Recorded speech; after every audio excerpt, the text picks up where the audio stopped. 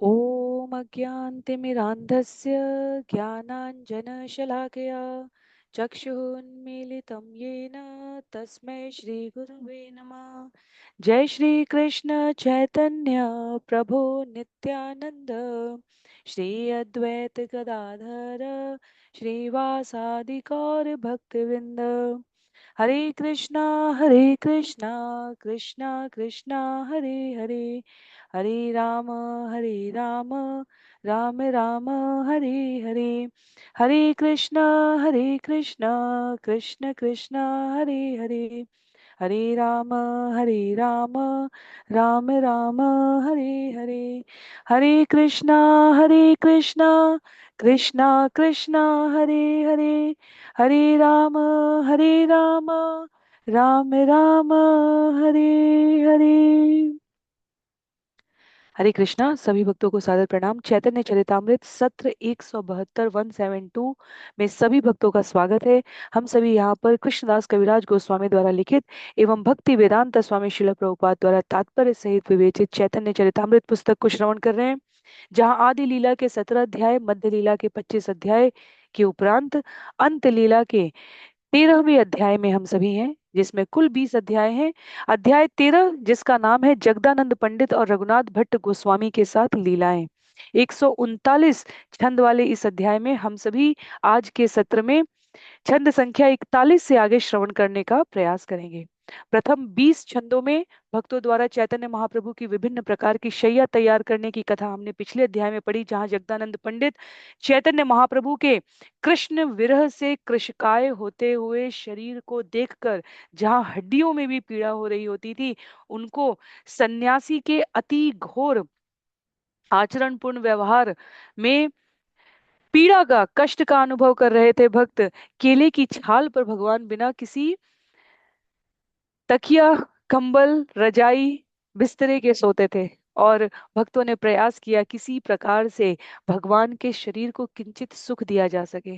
तो कहीं सेमल रुई से जगदानंद पंडित ने एक महीन गद्दा और तकिया तैयार कराई, जिसे भगवान ने भयभीत होते हुए कि कहीं जगदानंद पुनः क्रोध न करें, फिर भी अस्वीकार कर दिया। तब स्वरूप दामोदर गोस्वामी ने केले के पत्ते की छाल को नाखूनों से चीर चीर कर महीन रेशे से युक्त जो शैया तैयार की, भगवान ने किंचित संकोच के साथ उसे स्वीकार किया है।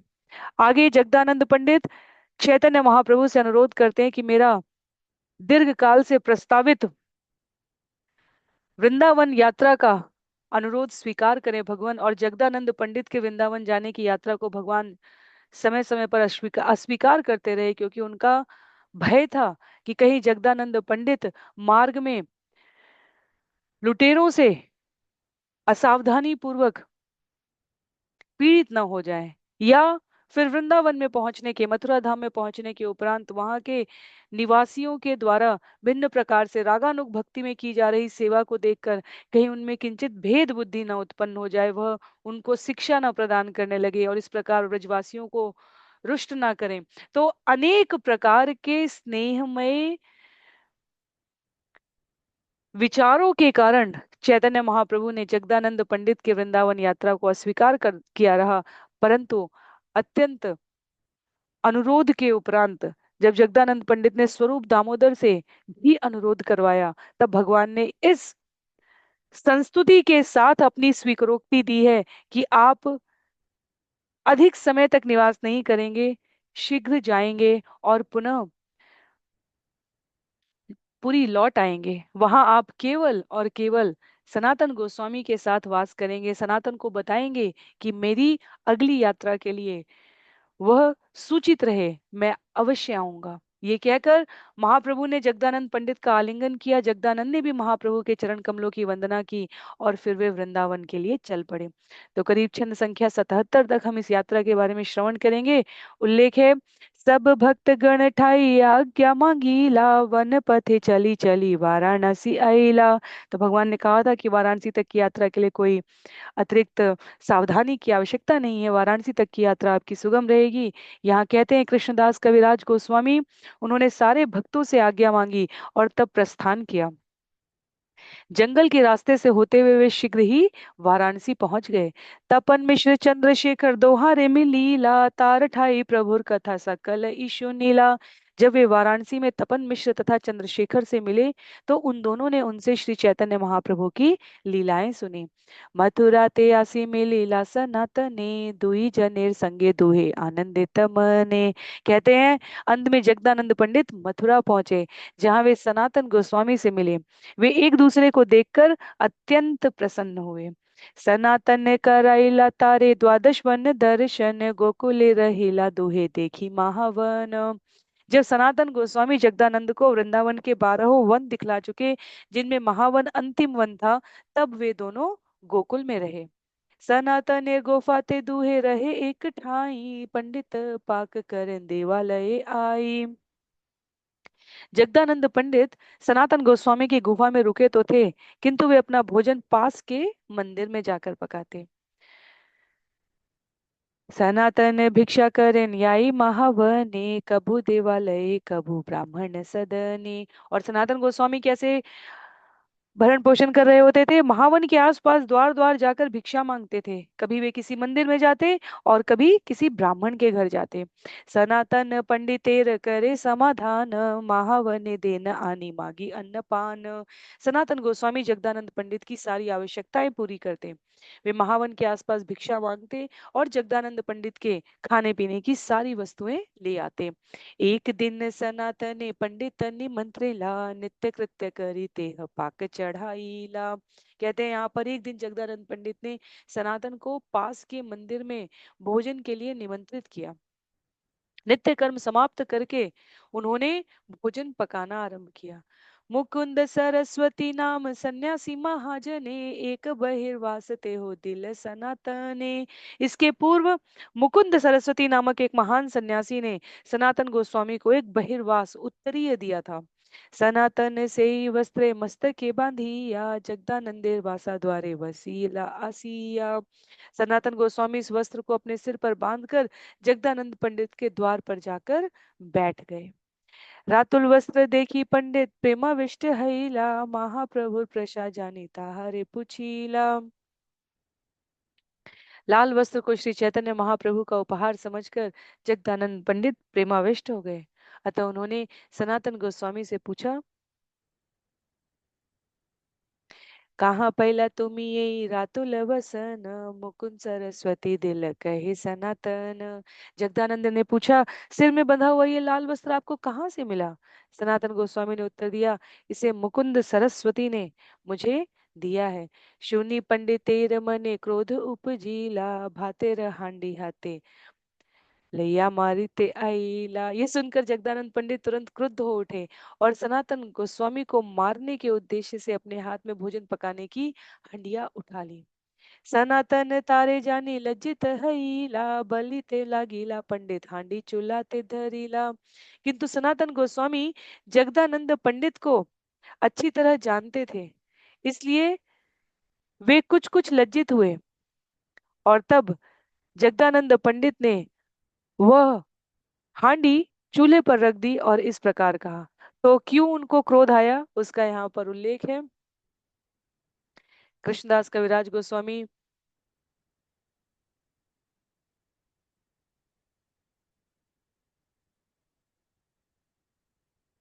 यहाँ सूचित कर रहे हैं, छंद संख्या 56 में कहते हैं, तुम्ही महाप्रभु रहो पार्षद प्रधान, तोमा सम महाप्रभु प्रिय नहीं आन। आप तो श्री चैतन्य महाप्रभु के प्रधान पार्षदों में से एक हैं। निसंदेह उन्हें आपसे बढ़कर कोई अन्य प्रिय नहीं है। अन्य सन्यासी वस्त्र तुम धर शीरे, कौन एछे हय इहाँ पारे सही बारे। फिर भी आपने दूसरे सन्यासी द्वारा दिए गए वस्त्र को अपने सिर पर बांध लिया है। ऐसे व्यवहार को भला कौन सह सकता है। सनातन कहे साधु पंडित महाशय, तोमा सम चैतन्य प्रिय केह नय।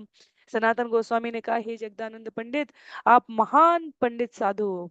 आपसे बढ़कर महाप्रभु को कोई दूसरा प्रिय नहीं है। ऐचे चैतन्य निष्ठा योग्य तो माते, तुम्ही न देखाइला इहा शिखिब के माते। श्री चैतन्य महाप्रभु के प्रति यह श्रद्धा आपको बिल्कुल शोभा देती है। और जब तक आप इसे प्रदर्शित नहीं करोगे तो भला मैं ऐसी श्रद्धा कैसे सीख सकता हूँ। भगवान के पार्षद आपस में एक दूसरे के बड़प्पन से, एक दूसरे की सदाशयता से सीखते हैं। चैतन्य महाप्रभु ने जगदानंद पंडित को भेजते उस समय कहा था कि सनातन के साथ रहना, और सनातन गोस्वामी जगदानंद पंडित के इस एकनिष्ठ व्यवहार को प्रदर्शित करने के उद्देश्य से, उनके भाव की गंभीरता को, जगदानंद पंडित का भगवान के प्रति कितना स्नेह हम पिछले 2 अध्यायों से श्रवण करते हुए आ रहे हैं। कहीं वो भगवान के लिए 16 सेर चंदन के तेल को लेकर आते हैं, कहीं वो भगवान के वस्त्र की व्यवस्था करते हैं, कहीं भगवान के भोजन की मात्रा को कि इतना कम भोजन क्यों करते हैं, इस पर दुखी रहते हैं। और यहाँ सनातन गोस्वामी जो भगवान के अतिशय प्रिय हैं, वह किसी अन्य का वस्त्र धारण करें अपने मस्तक पर धारण करने का अर्थ सम्मान देने की भावना से है। और जगदानंद पंडित के लिए चैतन्य महाप्रभु के अतिरिक्त अन्य कोई भी नहीं है। तो सनातन गोस्वामी कहते हैं जब तक आप ऐसी श्रद्धा नहीं प्रदर्शित करेंगे मैं कैसे सीखूंगा। यहाँ देखी बारे वस्त्र मस्तक के बांधीला सेई अपुर प्रेम एई प्रत्यक्ष देखीला। इस वस्त्र को अपने सिर पर बांधने का उद्देश्य आज पूरा हो गया, क्योंकि मैंने श्री चैतन्य महाप्रभु के प्रति आपके असाधारण प्रेम को प्रत्यक्ष देख लिया है। रक्त वस्त्र वैष्णवेर परितीना युयाय कौन प्रवासी रे दिमुखी काय उहाय। ये केसरिया वस्त्र वैष्णव के पहनने के लिए अनुपयुक्त है, अतएव मेरे लिए इसका कोई उपयोग नहीं है। मैं इसे किसी अज्ञात व्यक्ति को दे दूंगा। तो सनातन गोस्वामी कहते हैं मेरे लिए तो वैसे भी इस वस्त्र की कोई महत्ता नहीं थी। मैंने तो केवल और केवल आपके भाव को एक दृष्टि मात्र आत्मसात करने के लिए, किस प्रकार का उन्नत भाव है आपका, वह धारण करने के लिए, वह स्वीकार करने के लिए, देखने के लिए इस वस्त्र को धारण किया था। तो श्रील प्रभुपाद यहाँ पर कहते हैं कि सनातन गोस्वामी ने परमहंस का वेश धारण कर रखा है, इसलिए अपने सिर पर उनका गेरुआ वस्त्र धारण करना अनुचित था। और चैतन्य महाप्रभु द्वारा सुनिश्चित नियमों के अनुसार जहाँ तृणादपि सुनीचेन कहा गया है, मनुष्य को स्वयं के बारे में निम्नतम अवस्था में सोचना चाहिए, परमहंस वैष्णव की अवस्था में नहीं। इसलिए भक्ति सिद्धांत सरस्वती ठाकुर यहाँ पर जो उल्लिखित करते हैं, श्रील प्रभुपाद हमें सूचित करते हुए कहते हैं कि वैष्णव अपने आप को सदैव अत्यंत विनम्रता से, अत्यंत मितव्ययिता से भगवान की प्रसन्नता के लिए मात्र जीवन यापन करने के साधनों को स्वीकार करके आध्यात्मिक उन्नति को सदैव प्रमुखता प्रखरता देते हैं। पाक करी जगदानंद चैतन्य समर्पिला दुई जन वसी तबे प्रसाद पाईला। जब जगदानंद पंडित भोजन बना चुके तो उन्होंने श्री चैतन्य महाप्रभु को भोजन अर्पित किया। तब वे तथा सनातन गोस्वामी दोनों बैठ गए और प्रसाद पाने लगे। प्रसाद पाई अन्योन्य कैला आलिंगन चैतन्य विरहे दुहे करीला क्रंदन। प्रसाद पाने के बाद उन्होंने एक दूसरे का आलिंगन किया और चैतन्य महाप्रभु से विरह के कारण दोनों रोने लगे। एई मत मास दुई रहीला वृंदावने चैतन्य विरह दुख नाया सहने। इस तरह उन्होंने वृंदावन में 2 मास बिता दिए। अंत में वे श्री चैतन्य महाप्रभु के विरह से उत्पन्न दुख को और अधिक नहीं सह पाए। महाप्रभु संदेश कहिला सनातने आमीह आसीते छिरहिते करी एक स्थाने। कहते हैं इसलिए जगदानंद पंडित ने महाप्रभु का यह संदेश सनातन गोस्वामी को दिया, मैं भी वृंदावन आ रहा हूँ, कृपया मेरे ठहरने के लिए स्थान की व्यवस्था कर रखो। जगदानंद पंडित तबे आज्ञा मांगीला सनातन प्रवरे किछु भेंट वस्तु दीला। जब सनातन गोस्वामी ने जगदानंद को जगन्नाथपुरी लौट जाने की अनुमति दे दी तो उन्होंने महाप्रभु के लिए जगदानंद को कुछ उपहार दिया। रास स्थलीर वालुआर गोवर्धन शीला शुष्क पक्व पिको फल आर गुंजामाला। रास स्थलीर वालु आर गोवर्धन शीला शुष्क पक्व पिल्लू फल आर गुंजामाला। कहते हैं उपहार में रास लीला स्थल की थोड़ी सी बालू, गोवर्धन पर्वत की एक शिला, पके हुए पीलू के सूखे फल तथा घुंघचियों की माला दी है। जगदानंद पंडित चलीला सब लैया, व्याकुल हैला सनातन तारे विदा दिया। इस तरह ये सारे उपहार लेकर जगदानंद पंडित अपनी यात्रा पर चल पड़े। किंतु विदा करने के बाद सनातन गोस्वामी अत्यंत क्षुब्ध थे। प्रभु निमित्त एक स्थाने मने विचारीला, द्वादशादित्य टीला एक मठ पाईला। उसके कुछ बाद समय बाद ही सनातन गोस्वामी ने एक ऐसा स्थान चुन लिया जहां वृंदावन में अपने प्रवास के समय श्री चैतन्य महाप्रभु ठहर सके। यह ऊंचाई पर स्थित एक मंदिर था जिसका नाम द्वादशादित्य टीला था। सेई स्थान राखीला गोसाई संस्कार करिया, मठे रागे राखीला एक छावनी बांधिया। क्योंकि भगवान आएंगे तो इस स्थान को अभी से सनातन गोस्वामी सुरक्षित कर रहे हैं। सनातन गोस्वामी ने उस मंदिर को अत्यंत स्वच्छ तथा ठीक ठाक करा कर रख दिया। इसके सामने उन्होंने एक छोटी सी झोपड़ी बनवा दी। शीघ्र चली नीलांचले गेला जगदानंद, भक्त सह गोसाई हैला परम आनंद। तभी तेजी से यात्रा करते हुए जगदानंद पंडित शीघ्र ही जगन्नाथपुरी पहुंच गए, और जिससे श्री चैतन्य महाप्रभु तथा उनके भक्तों को अतीब आनंद हुआ है। तो 2 मास का प्रवास किया है वृंदावन में जगदानंद पंडित ने सनातन, और वो प्रतिदिन चैतन्य महाप्रभु की लीलाओं का स्मरण करते, आस्वादन करते। और जगदानंद पंडित के पूरी यात्रा गमन के साथ साथ सनातन गोस्वामी ने भगवान आएंगे इस विचार के साथ वृंदावन में उनके लिए द्वादशादित्य टीले पर स्थान सुरक्षित कर लिया। प्रभु रे चरण वंदी सबारे मिलीला, महाप्रभु तारे दृढ़ आलिंगन कैला। श्री चैतन्य महाप्रभु के चरण कमलों की वंदना करने के बाद जगदानंद पंडित हरेक से मिले। तब महाप्रभु ने जगदानंद का गाढ़ आलिंगन किया। सनातने नामे पंडित दंडवत कैला, रास स्थली धूली आदि सब भेंट दीला। जगदानंद पंडित ने सनातन गोस्वामी की ओर से भी महाप्रभु को नमस्कार किया। तब उन्होंने महाप्रभु को रास लीला स्थल की धूल तथा अन्य भेंटें दी।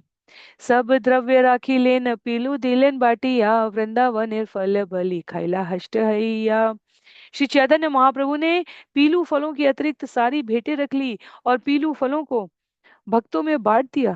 चूंकि ये फल वृंदावन से आए थे इसलिए हर एक ने परम सुख पूर्वक उन्हें खाया है। कहते हैं आगे यहाँ पर, ये केह जाने आटी चूसी तेला गीला, ये न जाने गोड़ी या पीलू चावाई या खाईला। तो पीलू फल के बारे में बतलाते हैं, जो भक्त पीलू फलों से परिचित थे उन्होंने बीज को चूसना शुरू किया, किंतु बंगाली भक्त जो ये नहीं जानते थे कि ये क्या है, उन्होंने बीजों को चबा कर निगल लिया। मुखे तार झार गेला जीवा करे ज्वाला, वृंदावन पीलू खाइते एक एक लीला। जिन लोगों ने बीज चबा लिए थे उनकी जीभें मिर्च जैसे तीते स्वाद से जलने लगी। इस तरह वृंदावन से लाए गए पीलू फलों को खाना श्री चैतन्य महाप्रभु के लिए एक लीला ही हो गई। जगदानंदे रागमने सबर उल्लास, एई मते नीलांचले प्रभु विलास।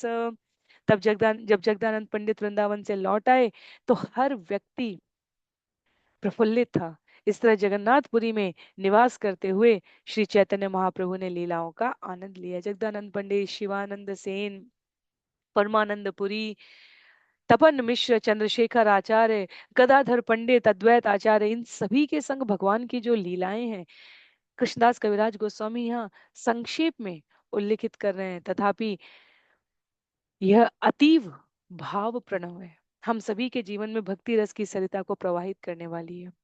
छंद संख्या 78 से लेकर 88 तक अब हम जो विषय श्रवण करने जा रहे हैं वह चैतन्य महाप्रभु का भावावेश में कटीली झाड़ियों में प्रवेश और गोविंद के हस्तक्षेप की। भगवान का, क्योंकि यह अंत लीला का समय काल चल रहा है, भगवान अंतिम वर्षों में इस धराधाम पर अपने लीला संपन्न करें। भक्तों में जितना हरिनाम कीर्तन संकीर्तन जाप का प्रचार और प्रसार करना था वह समस्त दिशाओं में अपने प्रतिनिधियों के द्वारा चैतन्य महाप्रभु संपन्न करा रहे थे।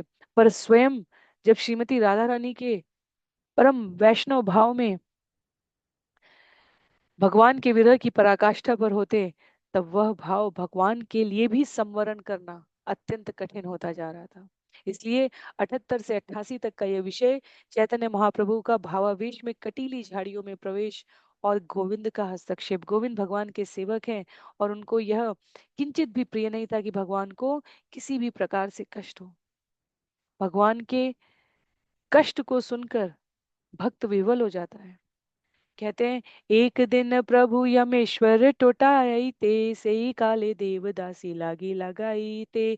एक दिन जब महाप्रभु यमेश्वर के मंदिर में जा रहे थे, तब एक स्त्री गायिका देवदासी ने जगन्नाथ मंदिर में गाना प्रारंभ कर दिया। गुज्जरी रागिणी लैया सुमधुर स्वरे गीत गोविंद पद गाय जगमन हरे। उसने अत्यंत मधुर स्वर में गुज्जरी रागिनी गाई, और चूंकि इसका विषय जयदेव गोस्वामी कृत गीत गोविंद था, इसलिए गाने ने सारे जगत के ध्यान को आकृष्ट कर लिया। दूरे गान सुनी प्रभु हईला आवेश, स्त्री पुरुष के गाय ना जाने विशेष।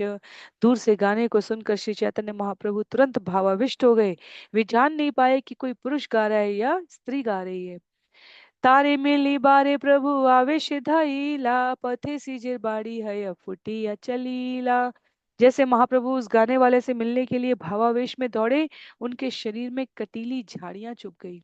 अंगे काटा लागीला किछु न जानीला, आस्ते व्यस्ते गोविंद तार पाछे ते धाईला। भगवान के इस प्रकार अचानक ही धावन करने से, दौड़ने से गोविंद बहुत तेजी से महाप्रभु के पीछे गए। और महाप्रभु को स्वयं के कांटे चुभने से कोई पीड़ा की अनुभूति नहीं थी, क्योंकि उनका ध्यान गीत गोविंद के उन स्वरों पर, उन भावों पर था। धाइया यायन प्रभु स्त्री आछे अल्प दूरे, स्त्री गाय बलि गोविंद प्रभु रे कैला कोले। श्री चैतन्य महाप्रभु तेजी से दौड़ रहे थे और वह स्त्री कुछ ही दूरी पर थी। तभी गोविंद ने महाप्रभु को अपनी बाहों में पकड़ लिया और उनको स्मरण कराया कि ये स्त्री गा रही है। तो इसलिए, क्योंकि सन्यासी के रूप में जो शास्त्रीय शिष्टाचार है वह भंग न हो। श्री नाम शुनि प्रभुर बाह्य हईला, पुनः अपि सेई पथे बाहुड़ी चलीला। जो ही महाप्रभु ने ये शब्द सुना, वे बाह्य रूप से सचेत हो उठे और लौट पड़े। प्रभु कहे गोविंदा जी राखीला जीवन, स्त्री पर शैले अमर हई तमरण। उन्होंने गोविंद को धन्यवाद किया। हे गोविंद, तुमने मेरा जीवन बचा लिया। सन्यासी के इस पद में मर्यादा में, वैसे भगवान के लिए कोई मर्यादा पूर्ण आचरण का जो शास्त्र में उल्लेख है, वो बंधनी नहीं है। भगवान को आचरण करने की इस प्रकार की अतिरिक्त आवश्यकता नहीं। स्त्री हो या पुरुष हो, शरीर भगवान की आत्मा तत्व से अनुप्राणित है। और जो कोई भी भगवान की भक्ति कर रहा है, भगवान को वह प्राप्य है, उसके लिए भगवान प्राप्य है। तथापि क्योंकि सन्यासी, एक युवा सन्यासी के व्यवहार और आचरण में किंचित मात्र दोष न हो, इसलिए गोविंद की सराहना करते हुए यहाँ पर चैतन्य महाप्रभु ने कहा कि आपने आज मेरा जीवन बचा लिया। ए ऋण शोधिते आमी नारी मुतो मार, गोविंद कहे जगन्नाथ राखेन मुई कौन चार। मैं कभी भी तुम्हारे ऋण को चुका नहीं सकता। और गोविंद ने उत्तर दिया, भगवान जगन्नाथ ने आपको बचाया है, मैं तो तुच्छ हूँ। प्रभु कहे गोविंद मोर संगे रही बा, यहाँ तहाँ मोर रक्षा सावधान है बा। श्री चैतन्य महाप्रभु ने उत्तर दिया, हे गोविंद, तुम हमेशा मेरे साथ रहना, कहीं भी और सब जगह खतरा है, इसलिए तुम अत्यंत सावधानी से मेरी रक्षा करना। एत बलि ले उठी प्रभु गैला निज स्थाने, शुनि महाभय हैला स्वरूप आदि मने। ये कहकर श्री चैतन्य महाप्रभु घर लौट आए। जब स्वरूप दामोदर गोस्वामी तथा उनके अन्य सेवकों ने इस घटना के बारे में सुना, तो वे अत्यधिक भयभीत हो उठे। एथा तपन मिश्र पुत्र रघुनाथ भट्टाचार्य, प्रभु रे देखीते चल्ला छाड़ी सर्व कार्य। और अब यहाँ पर जो प्रसंग आरंभ होने जा रहा है, वह तपन मिश्र के पुत्र रघुनाथ भट्टाचार्य के सारे कामकाज त्याग कर श्री चैतन्य महाप्रभु से मिलने की इच्छा से अपने घर को छोड़कर चलने की विषय की प्रस्तुति है। तो देखें, यदि हम छंद संख्या 89 से लेकर 139 तक का विषय रघुनाथ भट्ट गोस्वामी के जीवन चरित्र के बारे में है। कहते हैं यहाँ पर, तपन मिश्र के पुत्र रघुनाथ भट्टाचार्य ने अपना सारा कामकाज, वहां वाराणसी में निवास कर रहे थे तपन मिश्र, हमने श्रवण किया अभी, जगदानंद पंडित भी इसी अध्याय में मथुरा जाते समय तपन मिश्र और चंद्रशेखर आचार्य से मिलते हैं। तो रघुनाथ भट्टाचार्य सब छोड़कर भगवान से मिलने चले। कहते हैं, काशी है ते चली लाते हो गौड़ पत दिया, संगे सेवक चले तार झाली बहिया। साथ में सामान ढोने वाले एक नौकर को लेकर रघुनाथ भट्ट वाराणसी से चले और बंगाल से होकर जाने वाले मार्ग से यात्रा करने लगे। पते तारे में लीला विश्वास, रामदास विश्वास खानार कायस्ते हो। राजा विश्वास, बंगाल में वे रामदास विश्वास से मिले जो कायस्थ जाति के थे और वह राजा के सचिवों में से एक थे। तो सचिव के कार्य में अर्थात सरकारी सेवा में थे। सर्वशास्त्र प्रवीण काव्य प्रकाश अध्यापक परम वैष्णव रघुनाथ उपासक रामदास विश्वास समस्त प्रामाणिक शास्त्रों में प्रवीण थे। वह काव्य प्रकाश नामक प्रसिद्ध ग्रंथ के अध्यापक थे और उन्नत भक्त तथा रघुनाथ के उपासक के रूप में विख्यात थे, भगवान रामचंद्र के।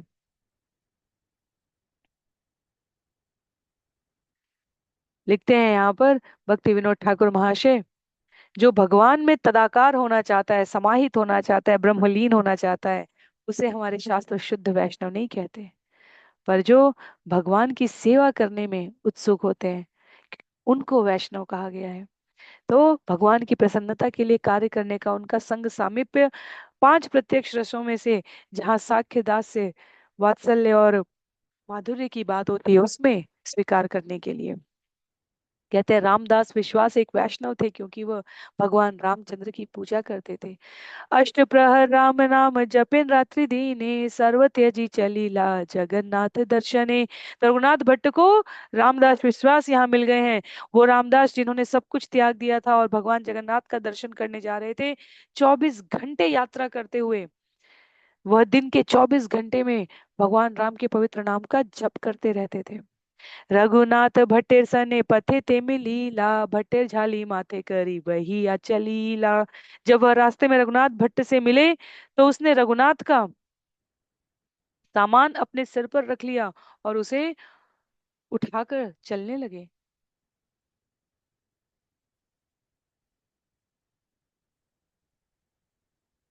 छंद संख्या 95 में उल्लेख है, नाना सेवा करी करे पाद संवाहन, ताते रघुनाथे रहे संकुचित मन। रामदास अनेक प्रकार से रघुनाथ भट्ट की सेवा करते, यहाँ तक कि वो उनके पांव भी दबाते। रघुनाथ भट्ट को ये सारी सेवा लेने में संकोच होने लगता। तुम्ही बड़े लोक पंडित महाभागवते, सेवा न करी है सुखे चल मोर साथे। तो कहते रघुनाथ भट्ट, आप एक सम्मानित भद्र व्यक्ति, विद्वान पंडित तथा महान भक्त हैं, कृपया आप मेरी सेवा करने का प्रयास न करें, बस मेरे साथ प्रसन्न भाव से चलें। रामदास कहे आमी शूद्र अधम, ब्राह्मणेर सेवा एई मोर निज धर्म। रामदास ने उत्तर दिया, मैं शूद्र हूँ, पतित हूँ, ब्राह्मण की सेवा करना मेरा कर्तव्य तथा धर्म है। संकोच ना कर तुमी आमी तोमर दास, तोमा सेवा करी ले अय हृदय उल्लास। अत्यंत विनम्रता पूर्वक रामदास कहते हैं, इसलिए आप संकोच ना करें, मैं आपका दास हूँ और जब मैं आपकी सेवा करता हूँ तो मेरा हृदय प्रफुल्लित हो उठता है। इत बलि झाली वहन करे न सेवने, रघुनाथ तारक मंत्र जपिन रात्र दीने। इस तरह रामदास रघुनाथ भट्ट का सामान उठाकर चलते रहे और निष्ठा पूर्वक उनकी सेवा करते रहे। वह रात दिन भगवान रामचंद्र के पवित्र नाम का निरंतर जप करते रहे। एई मते रघुनाथ आईला नीलांचले, प्रभु चरण या मिलीला कौतूहले। इस तरह यात्रा करते हुए रघुनाथ भट्ट शीघ्र ही जगन्नाथपुरी आ गए। वहां वे परम हर्ष के साथ श्री चैतन्य महाप्रभु से मिले और उनके चरण कमलों में गिर पड़े। दंड प्रणाम करी भट्ट पड़िला चरणे, प्रभु रघुनाथ जानी कैला आलिंगने। रघुनाथ भट्ट श्री चैतन्य महाप्रभु के चरण कमलों में दंड की तरह गिर पड़े और तब महाप्रभु ये भली भांति जानते हुए कि वे कौन हैं, उनका आलिंगन करते हैं। मिश्रार शेखरेर दंडवत जाना इला, महाप्रभु तासबार वारता पूछीला। रघुनाथ ने तपन मिश्र तथा चंद्रशेखर की ओर से श्री चैतन्य महाप्रभु को सादर नमस्कार किया और महाप्रभु ने भी उनके विषय में समाचार पूछा। भाल हईला आईला देख कमल लोचन, आजी हमारे था करीबा प्रसाद भोजन। महाप्रभु ने कहा, अच्छा हुआ कि तुम यहाँ आए हो। अब जाकर कमल लोचन भगवान जगन्नाथ का दर्शन करो। आज तुम मेरे यहाँ प्रसाद ग्रहण करोगे। गोविंदेर कही एक वासुदेव आईला, स्वरूप आदि भक्त गण सने मिलाईला। महाप्रभु ने गोविंद से रघुनाथ भट्ट के ठहरने का प्रबंध करने को कहा और तब उनका परिचय स्वरूप दामोदर गोस्वामी इत्यादि सारे भक्तों से कराया। यही मत प्रभु संगे रहिला अष्टमास, दिने दिने प्रभुर कृपाय बाढ़ ये उल्लास। इस तरह रघुनाथ भट्ट लगातार 8 महीनों तक श्री चैतन्य महाप्रभु के साथ रहे और महाप्रभु की कृपा से उन्हें प्रतिदिन अधिकाधिक दिव्य सुख का अनुभव होता रहा। मध्य मध्य महाप्रभु करे न निमंत्रण, घर भात करे नार विविध व्यंजन। वे कुछ समय पर विविध सब्जियों के साथ चावल पकाते और श्री चैतन्य महाप्रभु को अपने घर आमंत्रित करते। रघुनाथ भट्ट पाके अति सुनि पूर्ण, यही रांधे से ही है अमृतेर सम। रघुनाथ भट्ट दक्ष रसोइया थे। वे जो भी पकाते वह अमृत का सा स्वाद देने लगता। परम संतोषे प्रभु करे न भोजन, प्रभु रव शिष्ट पात्र भट्टेर भक्षण। श्री चैतन्य महाप्रभु उनके द्वारा बनाए गए भोजन को परम संतोष के साथ ग्रहण करते। और जब महाप्रभु संतुष्ट हो जाते तब रघुनाथ भट्ट उनका शेष अवशिष्ट उच्छिष्ट ग्रहण कर रहे होते थे। रामदास यदि प्रथम प्रभु रे मिलीला, महाप्रभु अधिक तारे कृपा न करीला। जब रामदास विश्वास श्री चैतन्य महाप्रभु से मिले तो महाप्रभु ने उन पर कोई विशेष कृपा नहीं दर्शाई, यद्यपि वह उनकी प्रथम भेंट थी। अंतरे मुमुक्षु ते हो विद्या गर्भवान, सर्वचित्त ज्ञाता प्रभु सर्वज्ञ भगवान। और उसका कारण क्या था? अंतर से रामदास विश्वास निर्विशेषवादी थे, जो भगवान से तादात्म्य में एकाकार चाहते थे, ब्रह्मलीन होना चाहते थे। साथ ही उल्लेख है यहाँ पर कि रामदास को अपने विद्या के प्रति अहंकार था। तो सर्वज्ञ पूर्ण पुरुषोत्तम भगवान होने के कारण श्री चैतन्य महाप्रभु किसी के भी हृदय की बात समझ सकते थे और इस प्रकार वे इन सारी बातों को जानते थे। रामदास कहलाता बे नीलांचले वास, पट्टनायक गोष्ठी के पढ़ाए काव्य प्रकाश। तो जब रामदास ने नीलांचल में ही अपना आवास बना लिया तो वह पट्टनायक परिवार भवानंद राय के वंशजों को काव्य प्रकाश पढ़ाने लगे। भवानंद राय जो हमारे पांडु के अवतार कहे जा रहे हैं, जिनके 5 पुत्र हैं, जहां हमने गोपीनाथ पट्टनायक, जहां रामानंद राय, जहां वाणीनाथ अपने समस्त पुत्रों के साथ भवानंद राय भगवान के पार्षद के रूप में रह रहे हैं, उनके परिवार को काव्य प्रकाश पढ़ाने लगे। तो उल्लेख है छंद संख्या 112 में, अष्टमास रही प्रभु भट्टे विदा दीला, विवाह न करी बलि निषेध करीला। 8 मास बाद जब श्री चैतन्य महाप्रभु ने रघुनाथ भट्ट को विदा किया तो महाप्रभु ने उनसे विवाह करने के लिए स्पष्ट रूप से मना किया। महाप्रभु ने कहा, विवाह मत करना। और श्रील प्रभुपाद स्पष्ट करते हैं यहाँ पर कि बहुत कम लोग हैं पूरे चैतन्य महाप्रभु की इस लीला में जिनको चैतन्य महाप्रभु ने प्रत्यक्ष रूप से कोई आदेश दिया है और सामान्य लोक व्यवहार के लिए आदेश दिया है। आदेश देना और उसमें भी लोक व्यवहार के लिए। तो चैतन्य महाप्रभु के भाव को स्पष्ट करते हुए कहते हैं आचार्य यहाँ पर कि रघुनाथ भट्टाचार्य इतने उन्नत भक्त बन चुके थे कि चैतन्य महाप्रभु ने उनसे कहा कि अब उन्हें भौतिक इंद्रिय तृप्ति की किसी भी विधि को शुरू करने की आवश्यकता नहीं है। रघुनाथ भट्ट के भीतर वैसे भी कोई भौतिक इंद्रिय तृप्ति की इच्छा नहीं थी और इसलिए देश काल परिस्थिति के अनुसार अन्यों में आध्यात्मिक चेतना के समुन्नत विकास के लिए भगवान ने उनके सहयोग के, उनके इस भागीदारी के स्तर को सुनिश्चित करने के लिए उनसे कहा कि अपने आप को आप अविवाहित रखें। वृद्ध माता पिता रियाई कर सेवन, वैष्णव पाश भागवत कर अध्ययन। श्री चैतन्य महाप्रभु ने रघुनाथ भट्ट से कहा, जब तुम अपने घर लौटोगे तो अपने वृद्ध माता पिता की सेवा करना जो कि भक्त हैं। तपन मिश्र की बात हो रही है। और तुम किसी शुद्ध वैष्णव से जिसने भगवत साक्षात्कार किया हो श्रीमद् भागवत का अध्ययन करना। तो भगवान व्यवहारिक शिक्षा दे रहे हैं, कह रहे हैं किसी पेशेवर व्यक्ति से नहीं, जिसने भगवत साक्षात्कार प्राप्त किया हो उससे श्रीमद् भागवतम को श्रवण करना। माता पिता की सेवा करने का भी परामर्श दिया, क्योंकि वे दोनों ही चैतन्य महाप्रभु के, जगन्नाथ के पूर्ण पुरुषोत्तम भगवान श्री कृष्ण के भक्त हैं। और जो कोई भी कृष्ण भावनामृत में आगे बढ़ना चाहता है, उसे कृष्ण के भक्तों की सेवा का प्रयास निश्चित रूप से करना चाहिए। नरोत्तम दास ठाकुर की पंक्ति, छाड़ी या वैष्णव सेवा निस्तार पाए छे केबा। भक्तों की सेवा किए बिना कोई भौतिकतावादी जीवन शैली से छुटकारा नहीं पा सकता। श्रील प्रभुपाद यहाँ स्पष्ट कर रहे हैं, चैतन्य महाप्रभु किसी को यूं ही अपने भौतिकतावादी माता पिता की सेवा करने के लिए भक्ति से विमुख होने का आदेश नहीं देते, लेकिन वह भगवत भक्त है। और यदि कोई प्रश्न करे कि सामान्य माता पिता की सेवा के लिए क्यों नहीं कर कहते, तो श्रीमद् भागवतम स्कंद 5 अध्याय 5 छंद संख्या 18 का उद्धरण है यहाँ पर। गुरुर्न स्यात् स्वजनो न सस्यात्, पिता न सस्यात् जननी न सस्यात्, दैवं न तत्स्यात् न पतिश्च सस्यात्, न मोचयेद्य समुपेत मृत्युम। जो व्यक्ति अपने आश्रित को जन्म मृत्यु के मार्ग से मुक्त नहीं कर सकता, उसे न तो गुरु, न संबंधी, न माता, न पिता, न आराध्य देव बनना चाहिए, न ही ऐसे व्यक्ति को पति बनना चाहिए।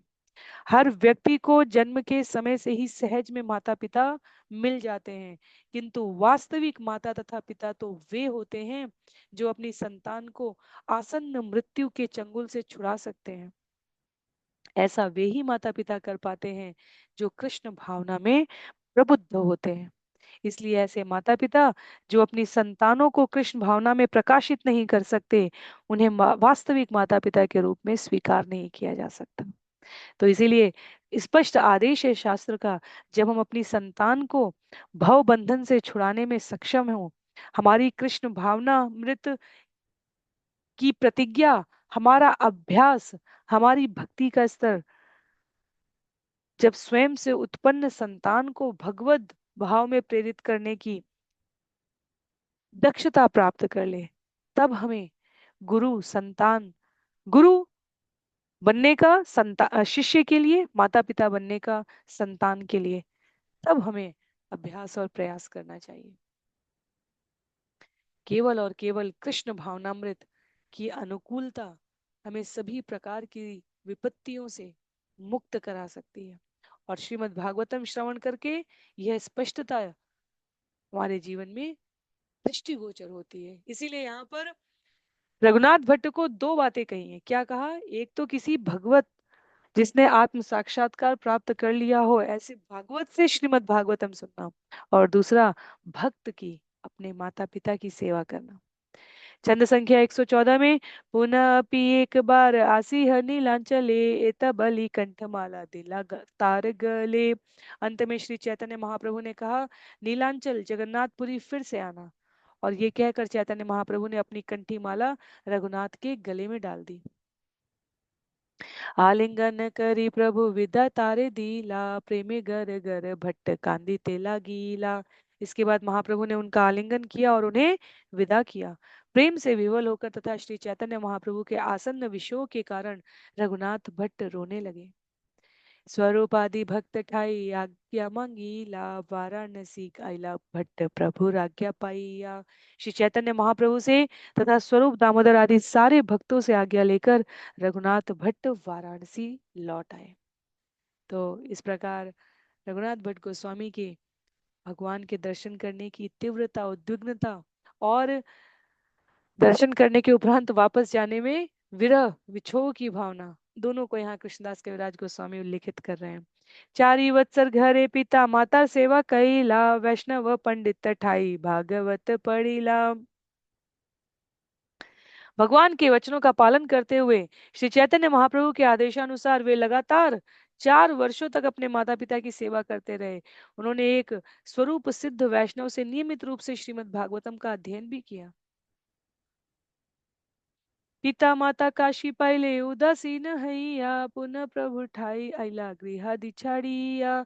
जब उनके माता पिता का काशी में देहांत हो गया तो वे विरक्त हो गए। अतएव अपने घर के सारे संबंधों को त्याग कर वे श्री चैतन्य महाप्रभु के पास लौट आए। पूर्ववत अष्टमास प्रभु पाशशीला, अष्टमास रही पुनः प्रभु आज्ञा दीला। पहले की तरह रघुनाथ भट्ट लगातार 8 महीनों तक श्री चैतन्य महाप्रभु के पास रुके हैं। और तब महाप्रभु ने उन्हें ये आदेश दिया। क्या कहते हैं? हमारा आज्ञा रघुनाथ याह वृंदावने, ताहा या रह रूप सनातन स्थाने। हे रघुनाथ, मेरी आज्ञा अनुसार तुम वृंदावन जाओ, वहां रूप तथा सनातन गोस्वामियों के संरक्षण में रहना। भागवत पढ़ सदा लह कृष्ण नाम, आचिरे करी बेन कृपा कृष्ण भगवान। तुम वृंदावन जाकर 24 घंटे हरे कृष्ण मंत्र का कीर्तन करना तथा निरंतर श्रीमद् भागवतम पढ़ना। पूर्ण पुरुषोत्तम भगवान श्री कृष्ण अति शीघ्र तुम पर कृपा करेंगे। एत बलि प्रभु तारे आलिंगन कैला, प्रभुर कृपा ते कृष्ण प्रेमे मत हैला। ये कहकर श्री चैतन्य महाप्रभु ने रघुनाथ भट्ट का आलिंगन किया और महाप्रभु की कृपा से रघुनाथ में कृष्ण प्रेम जागृत हो गया। चौदह हाथ जगन्नाथ तुलसी माला, छुट्टा पान वीड़ा महोत्सव पाच इच्छाइला। एक उत्सव में श्री चैतन्य महाप्रभु को कुछ सादे पान तथा 14 हाथ लंबी तुलसी की माला दी गई थी। और ये माला किसी अन्य की नहीं, स्वयं जगन्नाथ जी की पहनी हुई थी। सेई माला छुट्टा पान प्रभु तारे दीला, इष्ट देव करी माला धरिया राखीला। श्री चैतन्य महाप्रभु ने वह माला तथा पान रघुनाथ भट्ट को दे दिए, जिन्होंने इन्हें आराध्य देव की तरह स्वीकार कर लिया और सुरक्षित रख लिया। कहते हैं आगे, प्रभु ठाई आज्ञा लैया गेला वृंदावने, आश्रय करिया आसी रूप सनातने। तब श्री चैतन्य महाप्रभु से आज्ञा लेकर रघुनाथ भट्ट वृंदावन के लिए चल पड़े। वहां पहुंचकर वे रूप तथा सनातन गोस्वामियों के संरक्षण में रहने लगे। रूप गोसाई रे सभाय करे न भागवत पठन, भागवत पढ़ते प्रेमे आओ लाय तार मन। जब रघुनाथ भट्ट रूप तथा सनातन की संगति में श्रीमद् भागवत पढ़ते तो वे कृष्ण प्रेम से अभिभूत हो उठते। अश्रुकंप गद गद प्रभु कृपाते, नेत्रे कंठ रोधे बाष्प ना पाड़े पड़ीते। श्री चैतन्य महाप्रभु की कृपा से उनमें भावावेश के लक्षण, अश्रु कंप तथा वाणी अवरोध प्रकट होने लगते हैं। उनकी आंखें आंसुओं से भर जाती, उनका कंठ रुद्ध हो जाता और इस कारण वे श्रीमद् भागवतम नहीं सुना पाते थे। पिक स्वर कंठ ताते रागे रवि भाग, एक श्लोक पढ़े थे फिर आए तीन चारि राग। उनकी वाणी कोयल की वाणी के समान मीठी थी और वे श्रीमद् भागवतम के प्रत्येक श्लोक को 3-4 अलग रागों में सुना सकते थे। इस तरह उनका वाचन सुनने में अत्यंत मधुर लगता था। तो पाक कला में निपुण थे रघुनाथ भट्ट, गायन कला में निपुण थे। एक एक श्लोक को भागवतम के अलग अलग रागों में सुनाते थे। कृष्णेर सौंदर्य माधुर्य बे पड़े शूनी, प्रेमे ते विवल तबे की छुई न जानी। कहते हैं यहाँ पर, जब वे कृष्ण के सौंदर्य तथा माधुर्य का पाठ करते या सुनते तब वे प्रेम से विह्वल हो उठते और सब कुछ भूल जाते। गोविंद चरण केला आत्मसमर्पण, गोविंद चरणार विंद यार प्राण धन। इस तरह रघुनाथ भट्ट पूर्ण रूपेण भगवान गोविंद के चरण कमलों में समर्पित हो गए और उनके चरण कमल ही उनके जीवन आधार बन गए। निज शिष्य कही गोविंदेर मंदिर कराइला, वंशी मकर कुंडल आदि भूषण करी दीला। फलस्वरूप रघुनाथ भट्ट ने अपने शिष्यों से गोविंद के लिए मंदिर बनवाने का आदेश दिया। उन्होंने वंशी तथा मकराकृति वाले कान के कुंडल जैसे विविध विविध आभूषण गोविंद के लिए तैयार किए।